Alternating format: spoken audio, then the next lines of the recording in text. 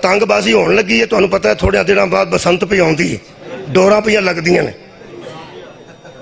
मोटरसाइकिलों ते बहन वाले बच्चे मोहतात रहन खुदा रा। ये काम इत्थे मुकना नहीं, ये बंदे जायज़ नजायज़ करी आउंदे ने, कानून तो भी कोई नहीं डरदा। एक खास तार मिलती है, वो अगले पासे रख के उत्तों दी गुजार देंदे ने आखिर तक मोटरसाइकिल ते। अगर अगे तार चलती होवे ते उत्तों दी लंघ जाती है, गला बच जाता है। बच्चे वो लवा लो, मोटरसाइकिल ते तार लवा लो जो बसंत वगैरह होवे। ये बड़ा खतरनाक काम है जी, वो भी हिफाजत वास्ते ही होगी।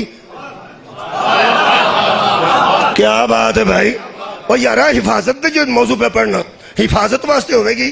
वो तार किसे इस मैं वेखी नहीं, मैं सुनी है। मैं क्या यार कोई हो सकता है ऐसा? उन्हें क्या हो सकता है, एक तार देने अंज करके उत्तों की गुजार देंगे, पिछे ला देने। जो तार कट्टी आती है ना, वो नाल लग के उत्तों गुजर जाती है, वो थले गले तक आती नहीं।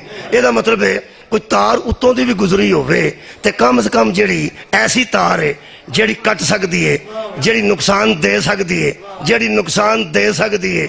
यदा मतलब है वह इलाज किसे बनाया है। तेरा की ख्याल है अगर पैगंबर ते तार कोई ना होंदी, चिरोकड़ा बंदे नुकसान दे?